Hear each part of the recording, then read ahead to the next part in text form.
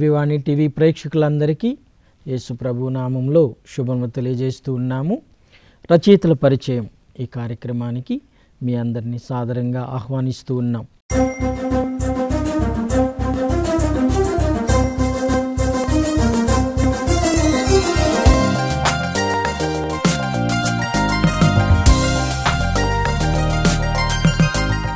ఇంతకుముందు మనం చాలామంది రచయితల గురించి, వాళ్ళు చేసినటువంటి రచనల గురించి తెలుసుకున్నాం. ఈరోజు మీ అందరికీ తెలిసినటువంటి ఒక మంచి వ్యక్తి, గొప్ప వ్యక్తి గురించి తెలుసుకోబోతూ ఉన్నాం.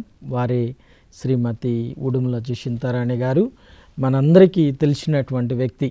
సో అమ్మ, మీకు దివ్యవాణి టీవీ నిర్వహిస్తున్న రచయితల పరిచయం కార్యక్రమానికి హృదయపూర్వకంగా స్వాగతం, సుస్వాగతం. వెల్కమ్. దాదాపుగా జషింతారాణి గారు తెలియనటువంటి వ్యక్తులు ఎవరు ఉండరు మన కథోలిక సమాజంలో. ఎందుకంటే తను ఎప్పటి నుంచో ముత్తంగి బృందంలో చేరి సువార్త సేవ చేస్తూ ఉన్నారు. తరువాత తను టీవీ కార్యక్రమాల ద్వారా, పుస్తక రచనల ద్వారా, ఇంకా రకరకాల కార్యక్రమాల ద్వారా మనందరికి కూడా సుపరిచితులే. ఇప్పటికీ దాదాపుగా 28 పుస్తకాలు రాశారు. సో తెలుగులో 18 పుస్తకాలు, ఇంగ్లీష్లో 10 పుస్తకాలు వాళ్ళు రాసి, మరి విలువైన లోతైన భావాలు, అంటే లోతైన భావాలంటే బైబిల్ ఆధారంగా పరిశుద్ధాత్మ దేవుడు తను నడిపించినటువంటి విధానాన్ని బట్టి బైబిల్ గ్రంథంలో దాగి ఉన్నటువంటి మర్మాలను వివరిస్తూ వాటిని ప్రజలకు అందించారు. కాబట్టి ఈరోజు ఇప్పటి వరకు మనం వాళ్ళు చేసినటువంటి సువార్త సేవ గురించి తెలుసుకున్నాం. ఈరోజు మనము సాహిత్య సేవ గురించి తెలుసుకోబోతూ ఉన్నాం. కాబట్టి ముందుగా ఒకసారి వారు టీవీకి ఆహ్వానిస్తూ, అమ్మ, మీ కుటుంబ నేపథ్యం, ఈ రచనల్లోకి నడిపించినటువంటి విధానం వివరించమని మనవి. మాది వరంగల్లో ఊకల్ గ్రామం ఫాదర్. ఓకే. మా నాన్నగారి పేరు బాసాన్ రాయప్రెడ్డి గారు. మేము 6 సంతానం ఫాదర్. ముందు 3 అన్నయ్యలు, తర్వాత అక్క, నేను, చెల్లి కూడా లూసీ మేరీ సేవలో నాతో పాటు ఉన్నారు ఫాదర్. పెద్దన్నయ్య సైంటిస్ట్గా రిటైర్ అయ్యారు, ఐఐటి ఆర్ఆర్ ల్యాబ్స్లో రిటైర్ అయినారు. ఇంకా అమ్మ పేరు వచ్చి తెరేసా. అమ్మ ప్రార్థన వల్ల మేము ఇట్లా ఉన్నాం ఫాదర్. సంతోషం అక్క. సో దాదాపుగా మీరు చెప్పినటువంటి మీ చెల్లి లూసీ గారు, తర్వాత బాలరెడ్డి గారు, నేనైతే సైంటిస్ట్ బాలరెడ్డి గారు అని పిలుస్తాను. దాదాపుగా అందరూ అంతే పిలుస్తారు కదా. చాలా సో కుటుంబం గురించి వింటున్నప్పుడు, అంటే మీ ఇద్దరు అక్క చెల్లెళ్ళు ఇద్దరు కూడా దేవుని సేవలో ఉన్నారు. ఒక పక్క కుటుంబాలు నడిపించుకుంటా, మరొక పక్క దేవుడు మీకు అప్పచెప్పినటువంటి బాధ్యతలు నిర్వహిస్తా, ఇట్లా సువార్త ధర్మాన్ని కూడా నెరవేర్చడం అనేటటువంటి చాలా గొప్ప విషయం అక్క.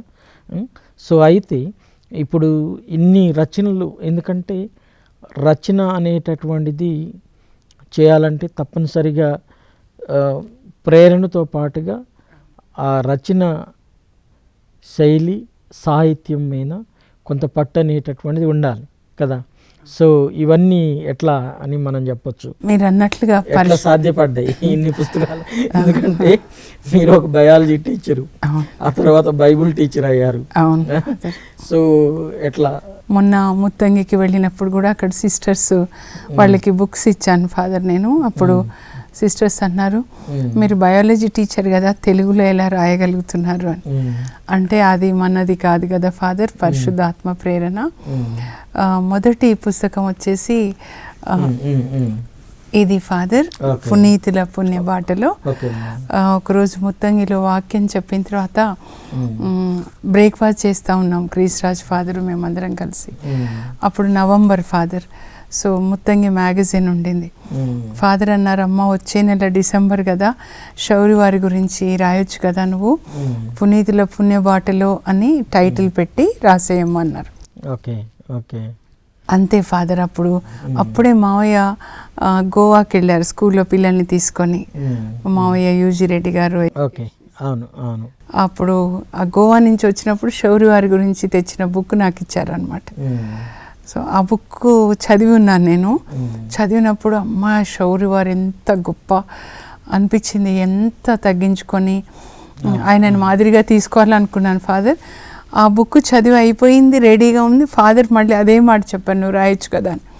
సో రాత్రి అంతా కూర్చొని అప్పుడు రాశాను ఫాదర్. ఇంకా అది బాగా వచ్చింది.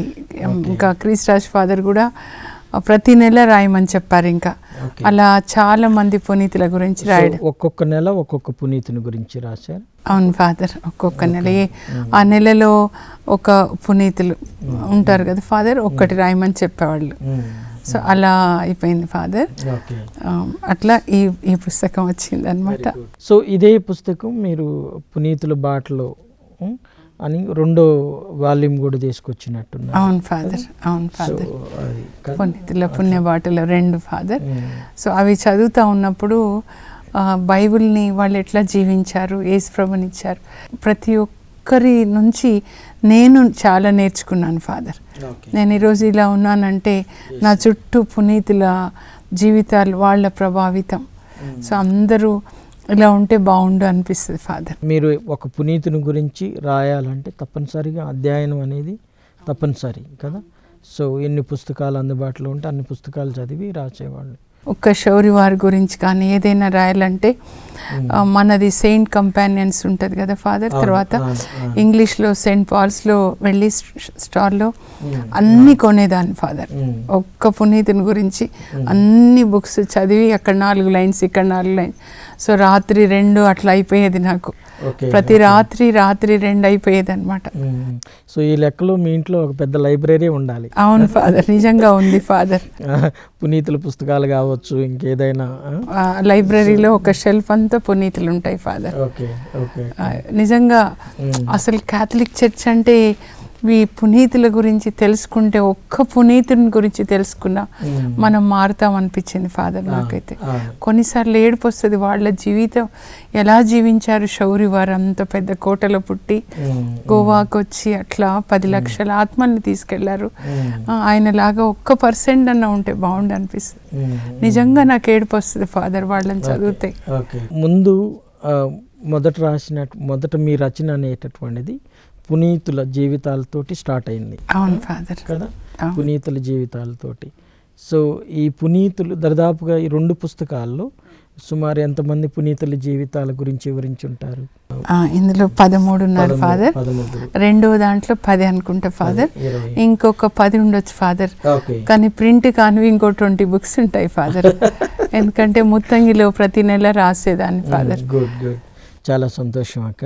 ఎందుకంటే పుస్తక రచనకి మనం చాలా సమయం వెచ్చించాల్సి ఉండిద్ది, చాలా త్యాగం చేయాలి. మరి మీరు ఇట్లా ఎన్ని రచనలు చేశారంటే అది సామాన్యమైనటువంటి విషయం, దేవుని కృప, అభినందించాల్సినటువంటి విషయమేనక్క. దేవునికి వందనాలు, తర్వాత మీకు అభినందనలు. అయితే ఇప్పుడు ప్రస్తుతం మనకి ఇక్కడ 28 పుస్తకాలు కనిపిస్తున్నాయి. తెలుగులో 18, ఇంగ్లీష్లో 10 కనిపిస్తుంది. ఈ అన్ని పుస్తకాల్లో మీకు ఇష్టమైనటువంటి పుస్తకం ఏంటి? మీకు ఇష్టమైనటువంటి.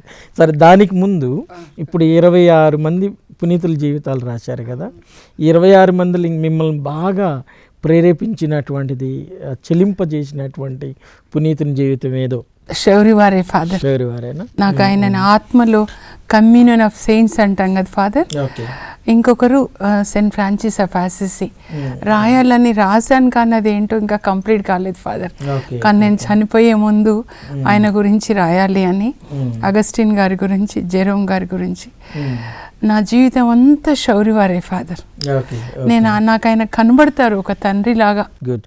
సో ఇట్లా రాయాలి అనేటటువంటి ఆ సంకల్పం వెనుక ఉద్దేశం ఏంటి? అందరూ కూడా నేను ఏ బుక్ రాసిన ఫాదర్ అది దేవుని యొక్క ప్రేరణే ఫాదర్. సో అందరూ ఆశీర్వదించబడాలి. అందరూ పరలోకానికి వెళ్ళినప్పుడు సెయింట్ అగస్టిన్ గారు చెప్తారు కదా, మనం ఒక్కరమే వెళ్ళొద్దు, అందరినీ తీసుకెళ్ళాలని. సో మనందరం పరలోకానికి వెళ్ళాలి, ఒక్కరు కూడా నశించిపోకూడదు. అదే సో పుస్తక రూపంలో ఉంటే అవి తరతరాల ప్రజలకు అందుతాయి. నేను చనిపోయిన తర్వాత కూడా బుక్స్ ఉంటాయి కదా ఫాదర్. అదే పుస్తకం విలువ ఏంటి అంటే మనం చేసినటువంటి రచన, మన భావాలు తరతరాల ప్రజలకు అందుతాయి పుస్తకం ద్వారా. సో ఆ సంకల్పం అనేటటువంటిది, ఆ ఉద్దేశం అనేటటువంటిది చాలా అభినందించదగినటువంటిది. అయితే అక్క ఈ పుస్తకాలన్నిటిలో మీకు బాగా ఇష్టమైనటువంటి పుస్తకం ఇదే ఫాదర్, పునీతుల పుణ్య బాటలో. ఇదే నాకు అసలు అనిపిస్తుంది, కొంతమంది చర్చి విడిచిపెట్టి వెళ్ళిపోతున్నారు కదా, కాథలిక్ చర్చి విడిచిపెట్టి. నాకు చాలా ఏడుపు వస్తుంది ఫాదర్. అసలు ఒక్క శౌర్యవారు చాలు, ఒక్క సెయింట్ ఫ్రాన్సిస్ ఆఫ్ అసిసి వాళ్ళలాగా మనం ఉంటే. యేసు ప్రభువుని చూశారు అందరూ, వాళ్ళ యేసు ప్రభుని ఇచ్చారు కదా. నాకు పునీతులే ఇష్టం ఫాదర్. సో పునీతుల జీవితాలు గనక మనం చక్రంగా తెలుసుకోగలిగితే, ఫాదర్లుగా మనం కూడా ప్రజలకి చక్కగా వివరించగలిగితే, ఆ ప్రేరణ అనేటటువంటిది ఎవరిని బయటికి పోయే విధంగా చేయదు. అవును ఫాదర్. సో అదే మొన్నక్క ఏదో ఒక పెద్ద ఇంటర్వ్యూలో కాథలిక్ చర్చిని ప్రజలు ఎందుకు కొన్ని చోట్ల విడిచిపెట్టి వేరే సంఘాలకు వెళ్తున్నారంటే 2 ఆన్సర్లు. ఒకటి, పూర్తిగా కథోలిక సిద్ధాంతాలు సాంప్రదాయాలపైన అవగాహన లేకపోవటం, ఏటికైతే బైబిల్ ఆధారము అవి లేకపోవటం. రెండోది ఏంటిదంటే ఆదర్శవంతమైనటువంటి జీవితాల గురించి తెలుసుకోకపోవటం. సో మీరు చెప్పినట్లుగా మన ఈ పునీతుల జీవితాలు కనుక తెలుసుకుంటే, వాళ్ళు ఎట్లా జీవించారు, ఎట్లా వాళ్ళు వాళ్ళ చివరి శ్వాస విడవాల్సి వచ్చింది అన్నటువంటిది కనుక నిజంగా తెలుసుకుంటే అది గొప్ప ప్రేరణ ఇచ్చింది కదా. అవును ఫాదర్.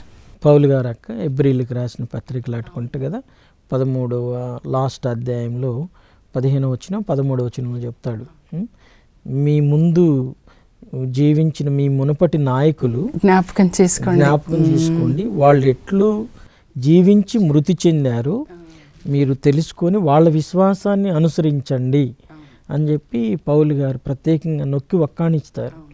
అవి అంటే మీరు పునీతుల గురించి చెప్తున్నప్పుడు నాకు గుర్తొచ్చినటువంటి వాక్యం అన్నమాట. అది చాలా ముఖ్యం. ఎందుకంటే ఆదర్శం అనేటటువంటిది మన జీవితాలు కనుక ఆదర్శవంతంగా ఉంటే ఇక మన చుట్టూరు ఉన్నటువంటి సమాజం మనల్ని అనుసరించడం ప్రారంభించింది. అవును ఫాదర్, అవును.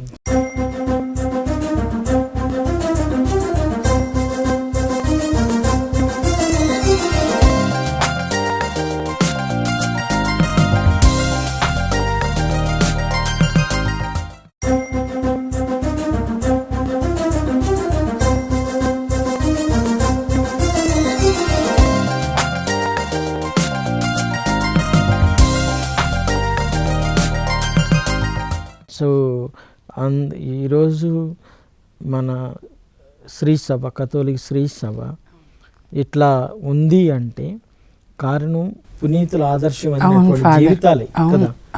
సో చాలా సంతోషం అక్క, అన్ని పుస్తకాలు మీరు పునీతుల గురించి రాయగలిగారు, అంతమంది జీవితాలు ప్రజలకు అందించారు అంటే చాలా హృదయపూర్వక అభినందనలు.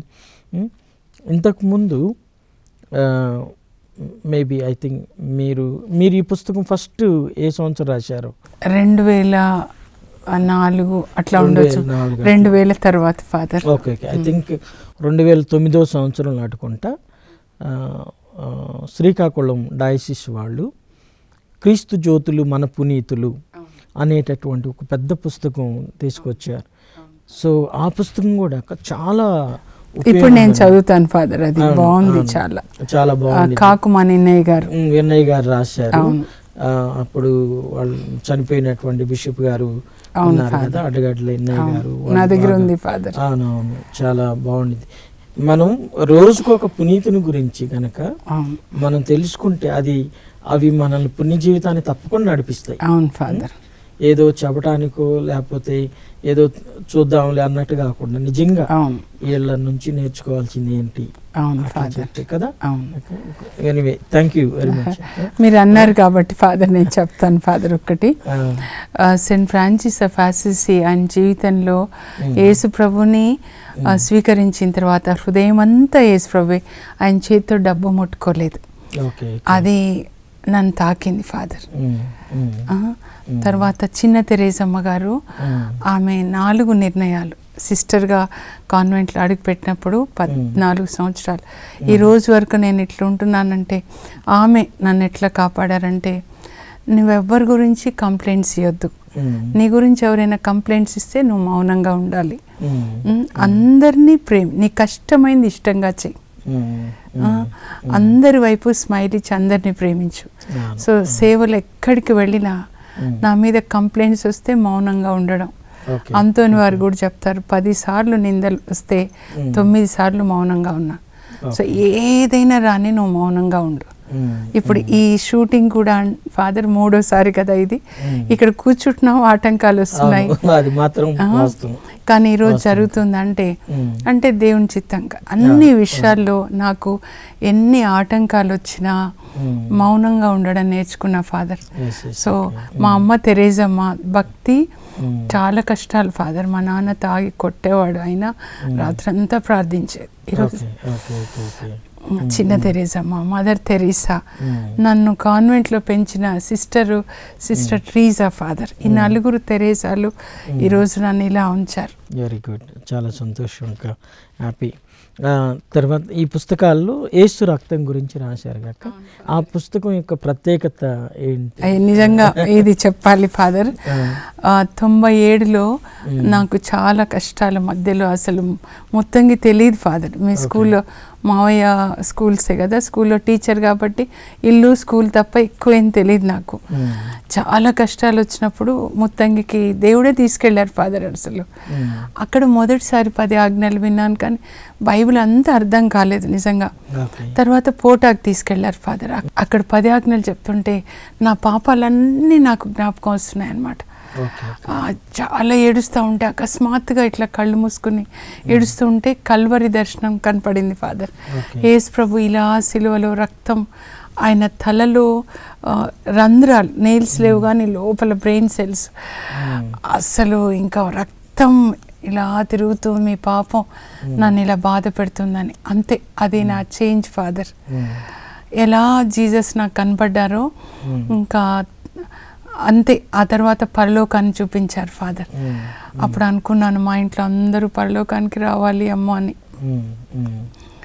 ఆ తర్వాత ఒకరోజు 97 మే ఫాదర్, మే చివర జూన్ అనమాట. తర్వాత ఇంకా ప్రొద్దున 3 o'clockకి లేపేవాళ్ళు.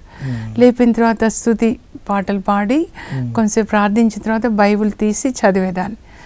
అప్పుడు ఒకరోజు ప్రకటన దర్శన గ్రంథం 7:13 వచ్చింది ఫాదర్. పరలోకంలో యోహాను తెల్లని వస్త్రాలు వేసుకొని మట్టలు పట్టుకొని దేవుని స్తుతించడం చూస్తాడనమాట. అప్పుడు ఎవరు వీళ్ళు అని అంటే యేసు రక్తంలో కడగబడిన వాళ్ళని పెద్దలోకి చెప్పు. అప్పుడు పరిశుద్ధాత్మ మాట్లాడారు, ఏదో యేసు రక్తంలో కడగబడిన వాళ్ళు మాత్రమే పరలోకంలో ఉంటారు కనుక దాని గురించి ఒక పుస్తకం రాయి అని.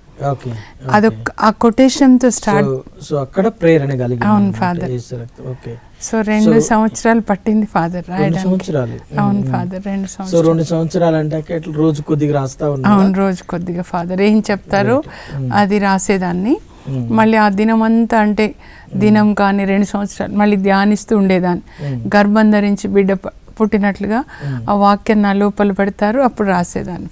యేసు రక్తం పుస్తకం ద్వారా పాఠకులకి మీరు అందించాలనుకున్న సందేశం ఏంటి?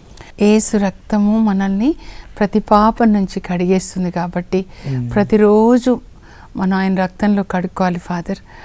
పోప్ జాన్ పాల్ తండ్రి గారు రోజు 5 సార్లు మీరు పాప సంకీర్తన చేయమన్నారు కదా. సో యేసు కల్వరి శిలువ చెంతగా ఆత్మలో వెళ్ళి మన ప్రాణాత్మ శరీరాన్ని కడుక్కుంటే ఆయన మనల్ని మన్నిస్తారు. ఆయన కరుణ అనంతమైనది. సో ఈ కలువరి సిలువ చెంత యేసు ప్రభుని కలుసుకొని ఆయన రక్తంలో మనం కడుక్కుంటే ఆయన క్షమించి మనకి మహిమ వస్త్రం, రక్షణ వస్త్రం ఇచ్చి పరలోకానికి తీసుకెళ్తారు. సో యేసు రక్తంలో మనం రోజు కడుక్కోవాలి. సో అది ఎట్లా అంటే మన పాపాలను ఒప్పుకోవటం ద్వారా అప్పుడు ఆయన కడిగేస్తారు మనల్ని, మన నుంచి మనకి పరిశుద్ధ ఆత్మని ఇస్తారు. అంటే రోజు పాప సంగీతం చేయాలా? ఇట్లా తప్పకుండా. పోప్ జాన్ పాల్ తండ్రి గారు నాకు చాలా ఇష్టము. నేను I took it to my heart father. 5 సార్లు కడుక్కోండి అని చెప్పారు కదా. ఆయన గురించి కూడా రాశాను మొత్తంగా. దాంట్లో ఎంత అసలు ఎంత తగ్గించుకుని ఉంటారు మన వాళ్ళు అనిపిస్తుంది నాకైతే. రాళ్ళు కొట్టేవాళ్ళు అంటే కదా వాళ్ళు. సో ఆయన చెప్పింది కూడా లోపలికి తీసుకుంటా ఫాదర్. నేను ఈ యెరూషలేము వైభవం అనేది మీరు రెండోసారి ప్రింట్ చేశాను ఫాదర్. అవును. సో ఎట్లా చాలా మంది ఆ పుస్తకాలు ఇది యాక్చువల్ 2007లో శుభవార్త చైర్పర్సన్ నెహ్రూ ధైర్యం గారు మమ్మల్ని అక్కడికి తీసుకెళ్లారు ఫాదర్, యెరూషలేంకి తీసుకెళ్లారు. అంటే ఆ యెరూషలేం దర్శనం చేసుకొని వచ్చిన తర్వాత శుభవార్త ఛానల్ స్టార్ట్ చేయాలని 2007లో. అప్పుడు మేము ఒక 3 రోజులు యెరూషలేం ఓలివ కొండ మీద ఉన్న హోటల్లో ఉన్నాం ఫాదర్, 7 ఆర్చెస్లో. మా రూమ్లో ఒక మ్యాగజైన్లో హిస్టరీ ఆఫ్ జెరూసలేం అని ఉండేది ఫాదర్. అందులో అన్ని నోట్ డౌన్ చేసుకున్నాను నేను. అంటే 2000 అప్పుడు దాన్ని షాలోమ్ అని పిలిచారు, దేవుడు అబ్రాహాంని అక్కడికి పిలిచారు అని. సో అది తర్వాత ఆ యెరూషలేం చూసిన తర్వాత బైబిల్ అయితే చదువుతూ ఉన్నాం కదా ఫాదర్, 97 నుంచి ఇప్పుడు 2007. అంటే ఆది గ్రంథం నుంచి ప్రకటన గ్రంథం వరకు దేవుని రక్షణ ప్రణాళిక యెరూషలేం చుట్టూనే తిరుగుతూ ఉంది. దేవుడు యెరూషలేంని ఎన్నుకున్నారు, అక్కడ నివసించాలనుకున్నారు. అక్కడే యేసు ప్రభు సిలువలో మరణించి ప్రపంచానికి రక్షణ యెరూషలేం ద్వారా. తర్వాత నూతన యెరూషలేం కూడా అక్కడికి యేసు ప్రభు అక్కడికే వస్తారు కదా ఫాదర్. సో ఆ ఇన్స్పిరేషన్ ఇచ్చి ఆది గ్రంథం నుంచి ప్రకటన గ్రంథం వరకు యెరూషలేంలో దేవుని రక్షణ ప్రణాళిక, ఆ ప్రేరణ ద్వారా అది కూడా 6 సంవత్సరాలు అయింది ఫాదర్. 2007 నుంచి 2013కి మొదటిసారి ప్రింట్ అయింది ఫాదర్. ఇప్పుడు అక్కడ అంతా యుద్ధాలు జరుగుతున్నాయి, జీసస్ ఇప్పుడు అక్కడికి వస్తారు కదా. సో అందుకని దివ్యవాణి టీవీలో దేవుడు ప్రేరేపించారు యెరూషలేం గురించి చెప్పమ్మా అని. 32 ఎపిసోడ్స్ అయింది ఫాదర్. అప్పుడు మాకు ఈ బుక్ కావాలంటే ప్రింట్ ఇప్పుడు లేదు స్టాక్ అని ఇప్పుడే ప్రింటింగ్ చేయించాను ఫాదర్. బైబిల్ అంతా కవర్ అవుతుంది ఫాదర్. ఇది చదివితే it's like mini Bible. Okay. So అదేవిధంగా రీసెర్చ్ బుక్ కూడా కదా. అవును ఫాదర్. రీసెర్చ్ బైబిల్ పరిశోధన చేసి మనం రాసేటటువంటిది కదా. బైబిల్ చదవాలి, క్రాస్ చెక్ చేసుకోవాలి. అవును అవును ఫాదర్. ఎందుకంటే అందులో డేట్స్ మాత్రమే తీసుకున్నా ఫాదర్. ఇప్పుడు ఆది గ్రంథంలో మరి అబ్రహాంని పిలిచారు, తర్వాత 1000 సంవత్సరాలప్పుడు దావీదు. అంటే ఆ బైబిల్ అంతా పరిశోధనే ఫాదర్, నూతన అంటే దర్శన గ్రంథం వరకు. తర్వాత మీరు తల్లిదండ్రులకి సలహాలు సూచనలు అని కూడా రాశారు కదా. తల్లిదండ్రులారా ప్రతిరోజు మీ బిడ్డల్ని దీవించండి ఫాదర్. అది దాని మీ ఆలోచన ఏంటి? కొంతమంది తల్లిదండ్రులు తాగిన వాళ్ళు తండ్రులు పిల్లల్ని శపించడం చూశాను ఫాదర్. నేను ఆయన పనికి రావు, స్కూల్లో ఉన్నప్పుడు కూడా నేను కూడా పాపం చేశాను ఫాదర్. ఫూల్, యూజ్లెస్ ఫెలో అనేవాళ్ళం కొన్నిసార్లు తెలియక. సో యేసు ప్రభు మత్తయి సువార్తలో చెప్తారు కదా, కోపపడు వాడు నరకానికి వెళ్తాడు అని. సో దేవుని యొక్క ప్రతినిధులుగా మనము బిడ్డల్ని ఆశీర్వదించాలి. దేవుడు ఆశీర్వదించే దేవుడు. మళ్ళీ సంఖ్యాకాండం 6లో చెప్తారుగా ఫాదర్, మీరు ఇలా ఆశీర్వదించండి, ప్రభువు తన ముఖ కాంతి మీపై ప్రకాశింపజేసి మిమ్మల్ని ఆశీర్వదించుదురుగాక. సో తండ్రి, తల్లి, గురువు, మీరు దేవుని స్థానంలో ఉన్నారు కనుక మనం ఆశీర్వదించినప్పుడు యేసు ప్రభు ఆమేన్ అంటే తండ్రి విడుదల చేస్తారు. అందువల్ల రాశాను ఫాదర్, ప్రతి తల్లి తండ్రి పిల్లల్ని ఆశీర్వదించాలి. బంగారు భవిష్యత్తు దేవుడు మీకు ఇచ్చుదురుగాక, దేవుని చిత్తం జరుగునుగాక. చాలా మంది తీసుకున్నారు ఫాదర్, చెప్తారు రోజు ఒక్క పేజ్ మా పిల్లల్ని ఆశీర్వదిస్తాం ఇందులో చదివాను. ఎవ్వరు శపించొద్దు, పిల్లల్నే కాదు మనందరం కూడా అందరిని ఆశీర్వదించాలి ఫాదర్. తల్లిదండ్రులు పిల్లలతో ఎలా ఉండాలి, అన్న దానికోసం ఆ పుస్తకం అనేది రాయబడింది. అంతేనా? దీవెనలతో పాటు హితబోధ చేయడం తోబిత్ చేస్తాడు 4వ అధ్యాయంలో ఫాదర్. మనం ఒకటి పిల్లలను దీవించటం రోజు, తర్వాత రోజు వాళ్ళకి మంచి విషయాలు బోధించడం, హితబోధ చేయటం.